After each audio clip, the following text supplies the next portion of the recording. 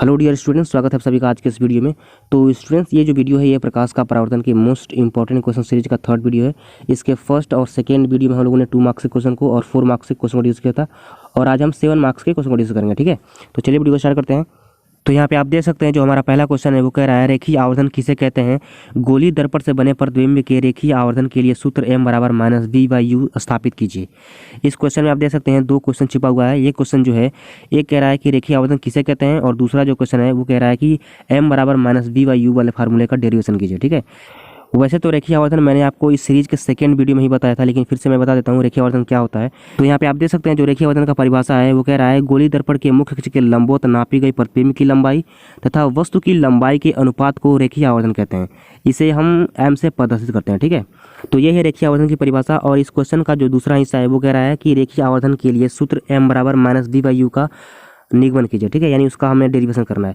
तो सबसे पहले क्या करेंगे, हम इसके लिए एक अवतल दर्पण बनाएंगे। यहाँ पे आप देख सकते हैं ये हमारा अवतल दर्पण है और इसके मध्य बिंदु को ध्रुव कहते हैं। आप सबको पता होगा, ये P बिंदु से दर्शाया जाता है और इससे होकर के एक रेखा खींचेंगे जिसे हम मुख्य अक्ष कहेंगे। ठीक है, अब इस मुख्य अक्ष के इस बिंदु पे हम मान लेते हैं वक्रता केंद्र है और इस बिंदु पे हमारा फोकस बिंदु है। ठीक है, हम क्या करते हैं इस C और F यानी फोकस बिंदु और वक्रता केंद्र के बीच अपना एक वस्तु रख देते हैं जिसका हम प्रतिबिंब प्राप्त करेंगे और इस वस्तु का नाम जो है वो AB है। ठीक है, अब हम क्या करेंगे कि इस वस्तु से 2 प्रकाश की किरणें निकालेंगे और वो दोनों प्रकाश की किरणें परावर्तन के बाद जिस बिंदु पे मिलेंगी उस बिंदु पे हम अपना प्रतिबिंब बनाएंगे। ठीक है, तो हम इस वस्तु के A सिरे से एक मुख्य अक्ष के समांतर प्रकाश की किरण निकालेंगे जो दर्पण से टकराने के बाद फोकस से होकर जाएगी। ठीक है, आप सबको पता होगा कि मुख्य अक्ष के समांतर जो प्रकाश की किरणें होती हैं वो परावर्तन के बाद मुख्य फोकस से होकर जाती है। ठीक है, तो ये जो प्रकाश की किरण है ये टकराने के बाद से ये मुख्य फोकस से होकर जा रही है। ठीक है, अब हम क्या करेंगे कि इस वस्तु से एक और प्रकाश की किरण निकालेंगे जो दर्पण के ध्रुव से टकराएगी और टकराने के बाद से इस रेखा पे प्रतिच्छेद करेगी A बिंदु पे। ठीक है, यहाँ पे आप देख सकते हैं इस A बिंदु पे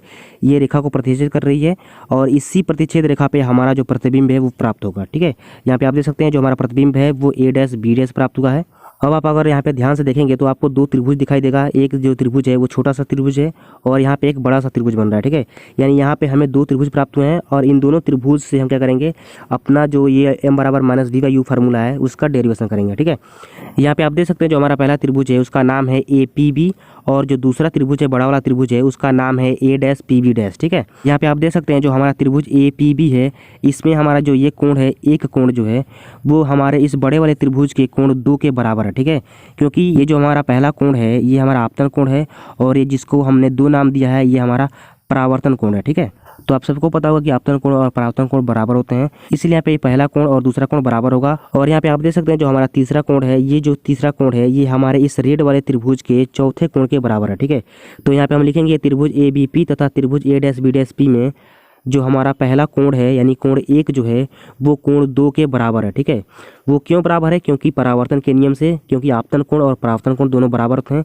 इसलिए ये दोनों कोण बराबर है। ठीक है, तो यहाँ पे हम लिख देंगे परावर्तन के नियम से ये दोनों कोण बराबर है। ठीक है, और यहाँ पे आप देख सकते हैं ये जो कोण है कोण तीसरा और कोण चौथा जो है ये दोनों समान है, तो इनको भी हम यहाँ पे लिख देंगे। कोण 3 जो है वो कोण 4 के बराबर है और ये क्यों बराबर है यहाँ पे भी उसका कारण हम लिख देंगे क्योंकि ये समकोण है। ठीक है, इसलिए यहाँ पे आप देख सकते हैं जो हमारा वस्तु है वो इस मुख्य अक्ष के लंबवत है और जो हमने इस प्रतिबिंब को प्राप्त किया है ये भी मुख्य अक्ष के लंबवत है, इसलिए यहाँ पे 90 अंश का कोण बनेगा, इसलिए हमने यहाँ पे समकोण लिखा है। ठीक है, और ये जो दोनों कोण हैं वो बराबर होंगे।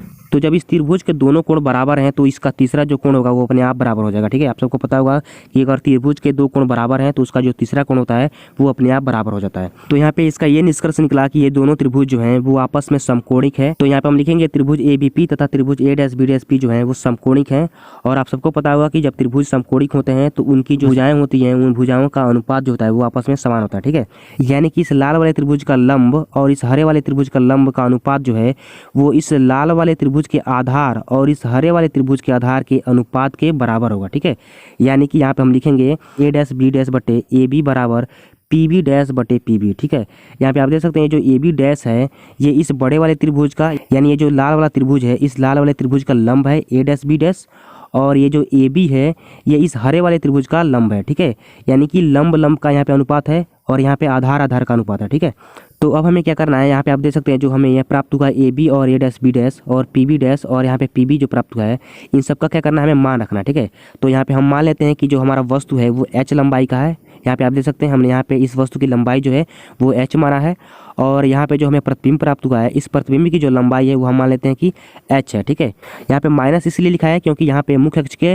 नीचे की ओर हम यहाँ पे दूरी माप रहे हैं। ठीक है, तो मुख्य अक्ष के नीचे की ओर जो दूरी होती है उसको हम ऋणात्मक से दर्शाते हैं। ठीक है, और जो दर्पण का ध्रुव होता है उस दर्पण के ध्रुव से बाएं साइड की तरफ जो हम दूरी मापते हैं उसको भी हम ऋणात्मक चिन्ह से दर्शाते हैं। ठीक है, तो यहाँ पे हम मान लेते हैं कि जो हमारा वस्तु है वो दर्पण के ध्रुव से u दूरी पे स्थित है। ठीक है, तो यहाँ पे हम माइनस u लिखेंगे क्योंकि जो हमारा वस्तु है वो दर्पण के ध्रुव के बाएं साइड में स्थित है। ठीक है, और हमने ये जो u दूरी मापी है ये दर्पण के ध्रुव के बाएं साइड की तरफ मापी है। ठीक है, इसलिए हमने यहाँ पे माइनस u लिखा है। ठीक है, और यहाँ पे हम एक और चीज़ मान लेंगे कि जो हमारा वस्तु का प्रतिबिंब है वो दर्पण के ध्रुव से v दूरी पे स्थित है। ठीक है, इसको भी हम माइनस में लिखेंगे क्योंकि यहाँ पे आप देख सकते हैं p से हमने बाईं तरफ दूरी मापी है। ठीक है, ये जो प्रतिबिंब प्राप्त हुआ है हमें ये दर्पण के ध्रुव के बाएं साइड की तरफ है। ठीक है, इसलिए यहाँ पे जो दूरी है वो माइनस में लिखा गया है। तो अब हम क्या करेंगे कि यहाँ पे जितनी चीज़ें हम लोगों ने माना है उन सभी चीज़ों को इस समीकरण में रखते जाएंगे और यहाँ से इस फार्मूले का डेरिवेशन कर लेंगे। ठीक है, तो यहाँ पे आप देख सकते हैं a डैश b डैश जो है इस a डैश b डैश का जो मान है वो माइनस h डैश है। ठीक है, और यहाँ पे ए बी जो है इस ए बी का मान जो है वो h है, और यहाँ पे जो पी बी डैश है इसका जो मान है इस चित्र में आप देख सकते हैं p से लेकर के जो b डैश तक की दूरी जो है वो हमने माइनस v माना है, और पी बी जो है उसकी दूरी जो है p से लेकर के b तक की जो दूरी हमने माना है वो माइनस u माना है। ठीक है, तो इन सबको यहाँ पे हम रखते जाएंगे। तो यहाँ पे आप देख सकते हैं हमने यहाँ पे लिखा है माइनस h डैश बटे h बराबर माइनस v बटे माइनस u। ठीक है, यहाँ पे जो माइनस h डैश है ये a डैश b डैश का मान है, और h जो है वो a b का मान है, और जो माइनस v है वो p b डैश का मान है। ठीक है, और ये जो माइनस u है ये p b का मान है। ठीक है, और हाँ यहाँ पे आपको एक और बात का ध्यान रखना है कि जो भी मान आप यहाँ पर रखें उन सभी मानों को उनके चिन्ह के साथ रखें। ठीक है, तो अब हम क्या करेंगे कि यहाँ पे जो माइनस h डैश बटे h है इसके जगह पे हम m रखेंगे। ठीक है, क्योंकि यहाँ पे आप देख सकते हैं ये जो माइनस h डैश है ये प्रतिबिंब की लंबाई है और ये जो h है ये वस्तु की लंबाई है। ठीक है, तो आप सबको मैंने अभी भी बताया कि जो प्रतिबिंब होता है और जो वस्तु होता है उसकी लंबाई का जो अनुपात होता है वो रेखीय आवर्धन के बराबर होता है। ठीक है, यानी कि m के बराबर होता है। आप सबको पता होगा कि रेखीय आवर्धन जो होता है उसको हम m से प्रदर्शित करते हैं, अभी आपको मैंने बताया भी है।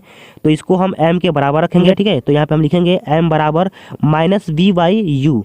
यहाँ पे आप देख सकते हैं ये जो माइनस माइनस है ये दोनों कैंसिल हो जाएंगे, और ये जो h डैश का माइनस है इसको हम बराबर के इधर भेज देंगे। ठीक है, तो हमें प्राप्त होगा m बराबर माइनस v बाई यू, ये हमारा फार्मूला हो गया। ठीक है, तो ये था हमारा पहला क्वेश्चन। अब दूसरे क्वेश्चन की तरफ चलते हैं।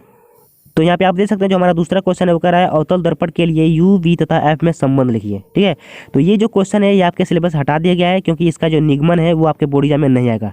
तो आप चाहे तो इसको तैयार कर सकते हैं या फिर अगर इसको चाहे तो छोड़ भी सकते हैं। ठीक है, और जो हमारा तीसरा क्वेश्चन है वो कह रहा है कि सिद्ध कीजिए कि अवतल दर्पण की फोकस दूरी उसकी वक्रता त्रिज्या की आधी होती है।